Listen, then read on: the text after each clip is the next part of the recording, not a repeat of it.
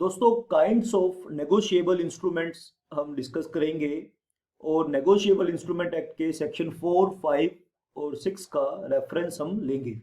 लेकिन साथ ही साथ आप एक बात को नोट कर लीजिए, जैसे ही आप इस लेक्चर के हेडिंग पे क्लिक करेंगे तो प्रीवियस जो लेक्चर हो चुके हैं जिसमें मैं नेगोशिएबिलिटी को समझा कर आया हूँ, order instrument, bearer instrument, holder को समझा कर आया हूँ, वो भी आप देखेंगे तो आपका बेस सॉलिड बनेगा।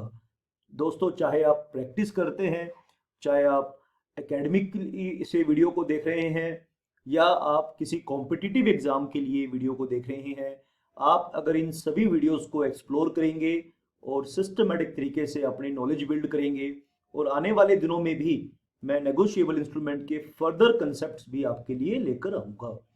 दोस्तों, बात ऐसी है कि जब ये एक्ट इंडिया में आया और नेगोशिएबल इंस्ट्रूमेंट एक्ट से पहले भी हमारे इस सोसाइटी में, कल्चर में, हमारे बिजनेस ट्रांजैक्शंस में कई तरह के एंशियंट यानी प्राचीन नेगोशिएबल इंस्ट्रूमेंट्स यूज हो रहे थे। यानी जिस तरीके से नेगोशिएबल इंस्ट्रूमेंट ने इस कंसेप्ट को इंडिया में इंट्रोड्यूस करने की कोशिश की, तो हम पहले से ही कुछ वैसे सिस्टम को यूज कर रहे थे।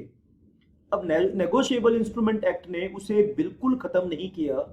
जो प्रिवेलिंग कस्टम्स थे, रीति रिवाज थे, उनको भी मान्यता दी, लेकिन जो फॉर्मली, लेकिन इन्होंने उनको किसी सेक्शन में कवर नहीं किया। हाँ, उनको मानते जरूर हैं लेकिन किसी सेक्शन में कवर नहीं किया। जो नेगोशिएबल इंस्ट्रूमेंट एक्ट ने नेगोशिएबल इंस्ट्रूमेंट एक्ट को रिकॉग्निशन दी, वो तीन ही है: promissory notes, bills of exchange and cheques. और इसके बारे में थोड़ी सी जानकारी हम लेंगे और आज सेक्शन 4, 5, 6 की बेसिक हम जानकारी लेंगे। अगर आपको लगता है कि सेक्शन 4 के ऊपर फिर मैं डिटेल में वीडियो बनाऊं या बिल्स ऑफ एक्सचेंज पे डिटेल में वीडियो बनाऊं या चेक्स के केस में डिटेल में वीडियो बनाऊं, तो आप कमेंट सेक्शन में कमेंट करके मुझे बताना। आप कमेंट करोगे तो मैं आपको प्रॉमिस करता हूं, नेगोशिएबल इंस्ट्रूमेंट एक्ट का जिस कंसेप्ट पे आप कमेंट करोगे, मैं उस कंसेप्ट पे जरूर वीडियो आपके लिए लेकर आऊंगा।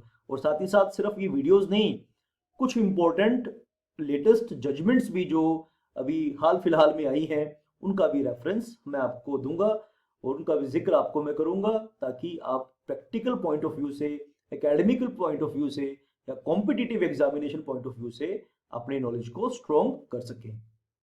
जब यूजुअली लोग नेगोशिएबल इंस्ट्रूमेंट एक्ट को लर्न करने की कोशिश करते हैं तो सेक्शन 13 का रेफरेंस नहीं देते हैं।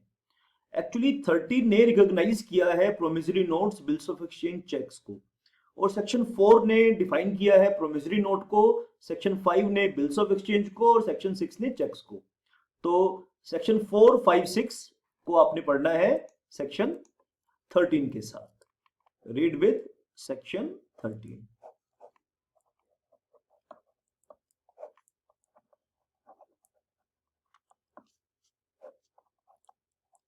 ठीक है।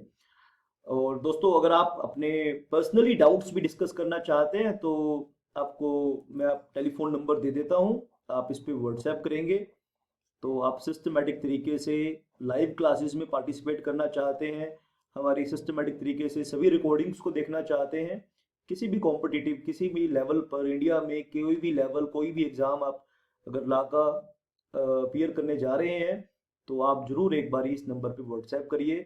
अगर आप प्रैक्टिस करते हैं और अगर आपको किसी भी कंसेप्ट को समझने में दिक्कत आ रही है, किसी जजमेंट को आप रेफर करना चाहते हैं या किसी जजमेंट को हमसे पूछना चाहते हैं, या किसी केस में आपके पास मान लीजिए आपके फैक्ट्स के साथ कोई जजमेंट आप चाहते हैं कि सॉलिड सी जजमेंट आपके पास मिल जाए, तो भी आप मुझे व्हाट्सएप करना, मैं आपकी इसमें काफ़ी हेल्प कर सकता हूँ। Act recognises only 3 kinds of negotiable instrument under section 13। ये बात आप मान के चलिए, शाबाश, बढ़िया से लर्न करके चलिए। सेक्शन 13 को नहीं भूलना है यहाँ पे। But it does not exclude, अब यहाँ पे कंसेप्ट है, but it does not exclude any other negotiable instrument provided the instrument entitles a person to a sum of money and is transferable by delivery. मान लीजिए कोई instrument है, वो मुझे हकदार बनाता है कि मैं किसी से पैसे क्लेम कर सकूं और साथ ही साथ मैं उसे ट्रांसफर कर सकूं। जैसे फॉर एग्जांपल मेरे पास कोई इंस्ट्रूमेंट है जो ना प्रोमिसरी नोट की डेफिनेशन में आ रहा है, ना बिल्स ऑफ एक्सचेंज की डेफिनेशन में आ रहा है, ना चेक की डेफिनेशन में आ रहा है, मान लीजिए, और वो मुझे राइट दे रहा है कि मैं किसी दूसरे पर्सन से कोई पैसा क्लेम कर सकता हूं, और साथ ही साथ मैं उस इंस्ट्रूमेंट को अगर किसी और को ट्रांसफर करूं तो उसको भी पैसा क्लेम करने का राइट मिल जाएगा उस पर्सन के ऊपर। तो ऐसे इंस्ट्रूमेंट को हम मान लेंगे कि हालांकि वो कवर नहीं है, लेकिन 13 उसको एक्सक्लूड नहीं करता है।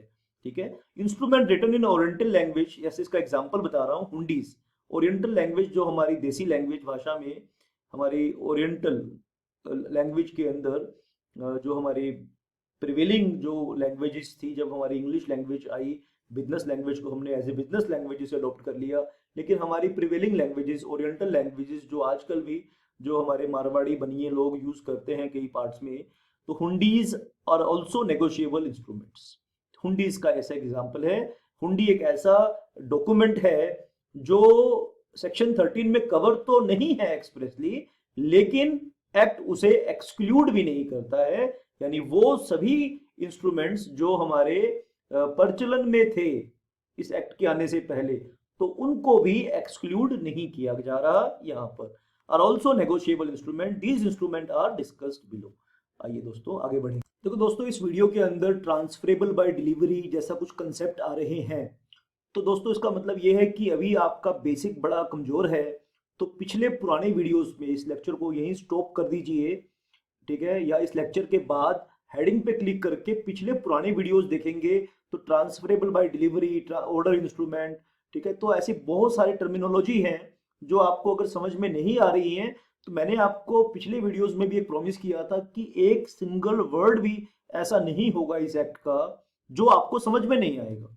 तो इसके लिए थोड़ा सा आपको मेहनत करनी पड़ेगी, थोड़ा सा टाइम और डिवोशन तो जरूर आपको देना पड़ेगा, पेशेंस के साथ चलना पड़ेगा। अब बहुत ज्यादा जल्दबाजी में अगर आप काम करोगे तो कहीं पे कहीं ना कहीं आपकी कमजोरी नॉलेज के अंदर, कंसेप्ट के अंदर रह जाएगी।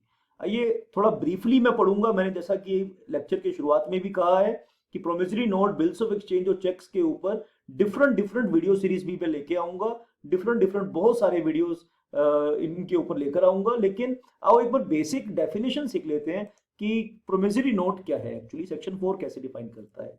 अ promissory note is an instrument in writing, note being a bank note. देखो बैंक नोट जो आपकी जेब में 500 रुपए का, 2000 रुपए का नोट है, 100 रुपए का नोट है, वो भी एक करेंसी, वो भी एक प्रोमिसरी नोट है।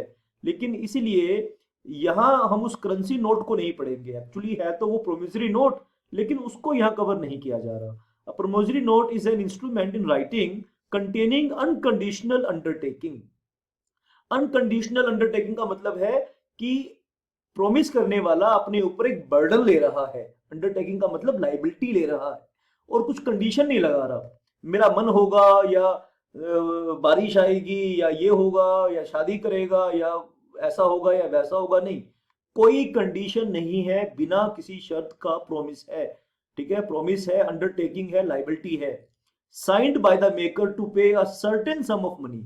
ठीक है, और मनी निश्चित होनी चाहिए, सर्टेन होनी चाहिए, यानी अगर उसमें कोई डाउट है, ठीक है, एज पर वैल्यूएशन ऐसा वर्ड लिख रहा है, या एज यू डीम फिट या एज आई डीम फिट ऐसे वर्ड लिख रहा है, ठीक है, सब्जेक्ट टू हिज अप्रूवल, या ऐसे कोई भी वर्ड लिख रहा है जिससे ये अंदेशा हो रहा है, ऐसा शक हो रहा है कि अमाउंट सर्टेन नहीं है, तो वो फिर प्रोमिसरी नोट की डेफिनेशन में कवर नहीं होता। और टू द ऑर्डर, अब देखिए, to or to the order of the certain person, अब आपको ये लाइन समझ में नहीं आई, to the order of a certain person or only to the bearer of the instrument, section 4। अगर मान लीजिए इंस्ट्रूमेंट में किसी पर्सन का नाम लिखा है तो उसे ऑर्डर कहते हैं, अगर नाम नहीं लिखा तो उसे बेरर इंस्ट्रूमेंट कहते हैं। तो ऑर्डर और बेरर इंस्ट्रूमेंट पे ऑलरेडी एक पूरा लेक्चर है, तो लेक्चर की हेडिंग को क्लिक करो, वो ऑर्डर इंस्ट्रूमेंट, बेरर इंस्ट्रूमेंट का आपको लेक्चर मिल जाएगा, उसे देखो। यहां मैं उन चीजों को रिपीट बार बार नहीं करूंगा। तो प्रोमिसरी नोट की डेफिनेशन में क्या है, लिखित में होना चाहिए, जो इसे लिखेगा वो इसके ऊपर साइन करेगा, उसमें अनकंडीशनल प्रॉमिस होनी चाहिए, जो प्रोमिसर होगा वो अपने ऊपर एक बर्डन लेगा, अंडरटेकिंग देगा कि मैं आपको वायदा करता हूं कि मैं आपको एक निश्चित सर्टेन सम ऑफ मनी दूंगा, और to the order of a certain person, यानी उस पर्सन के ऑर्डर पर, यानी उस पर्सन का नाम लिखा होगा, राम, आई प्रोमिस टू पे सम ऑफ ₹5,000 टू राम, तो राम नाम लिखा है किसी का तो वो ऑर्डर इंस्ट्रूमेंट है, और बेरर लिखा है तो वो बेरर इंस्ट्रूमेंट है, यानी जिस आदमी के पास वो नोट होगा मैं उसको दूंगा, बेरर इंस्ट्रूमेंट हो जाएगा, या ब्लैंक है तो उसको हम बेरर इंस्ट्रूमेंट कहेंगे। आगे हम लेकिन इसको हम reserve bank of India act के साथ मिक्स करेंगे, तो बाद में हमें ये पता चलेगा कि एक private person bearer promissory note issue नहीं कर सकता। उनका जिक्र भी लेक्चर्स के जो ऑलरेडी लेक्चर में कर चुका हूं वहां जिक्र आपको मिल जाएगा। अभी आप सिर्फ प्रोमिसरी नोट की डेफिनेशन पे फोकस कीजिए, जो जो इंग्रेडिएंट्स हैं। साथ ही सेक्शन 5 को हम देखेंगे, bills of exchange. A bill of exchange is an instrument in writing containing unconditional order signed by the maker directing a certain sum to pay. यहाँ पे देखो जो प्रोमिसरी नोट है वो पैसा देने वाला लिख रहा है, और बिल जो लिख रहा है जो पैसा लेने वाला, वो ऑर्डर दे रहा है किसी जिससे उसने पैसा लेना है। जैसे मान लीजिए मैंने आपको गुड्स सप्लाई किए, अब मैं आपको ऑर्डर दे रहा हूं अनकंडीशनल ऑर्डर, यानी उसमें कोई बिना शर्त के, साइंड बाय द मेकर, जो उसको ऑर्डर करेगा यानी पैसा लेने वाला ऑर्डर करेगा, लिखेगा इसे। Directing a certain person, direction दे रहा है a certain sum of money only to or to the order of a certain person or to the bearer of the instrument, section 5। ठीक है, the definition of bills of exchange is very similar to that of the promissory note for the most of the cases। the rules which apply to promissory note are in general applicable to bills। there are however certain important points distinction between their two। अब bills of exchange और promissory note को एक अलग से video बनाएंगे, दोनों में difference करके बताऊंगा कि बिल ऑफ एक्सचेंज में और प्रोमिसरी नोट में क्या अंतर होता है। यानी मोटी मोटी बात आप समझ लीजिए, अनकंडीशनल ऑर्डर होना चाहिए पेमेंट करने का। किसको पेमेंट करने का? या तो किसी पर्सन का नाम लिखा होगा उसको पेमेंट करनी है, या उस इंस्ट्रूमेंट का जो बेरर होगा उसको आपने पेमेंट करनी है। किसने करनी है? जिसके ऊपर वो बिल लिखा जाएगा। Bills of exchange is an instrument in writing containing unconditional order signed by the maker directing to a certain person to pay a certain sum of money only to or to the order of a certain person. यानी अगर उस instrument में किसी party का नाम लिखा है तो वो ऑर्डर है, नाम नहीं लिखा तो वो बेरर है।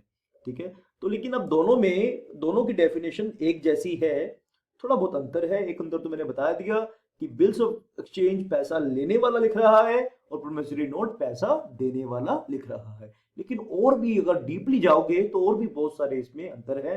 तो जैसा कि मैंने बताया, पहले हम चेक्स को बिल्कुल डिटेल में पढ़ेंगे, बिल्स ऑफ एक्सचेंज को बिल्कुल डिटेल में जाके पढ़ेंगे।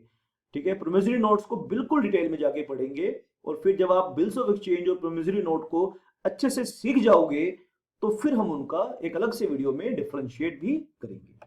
शाबाश। आइए, और सेक्शन 6 का रेफरेंस भी ले लेते हैं, चेक्स।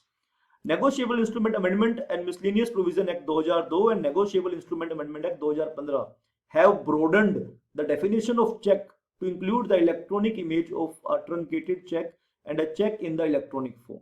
यानी जो सेक्शन 6 में पहले ये हम मान रहे थे कि जो ट्रंकेटेड चेक है यानी जो चेक इन इलेक्ट्रॉनिक फॉर्मेट है वो भी चेक की डेफिनेशन में आता है, लेकिन एम्बिग्युइटी को दूर करने के लिए, किसी परेशानी उलझन को दूर करने के लिए फॉर्मली अमेंडमेंट एक्ट्स के थ्रू सेक्शन 6 में अमेंडमेंट की गई और उनको भी इंक्लूड कर लिया गया। Section 6 of the Act provides that a check is a bills of exchange। Cheque एक तरह का बिल ऑफ एक्सचेंज ही है।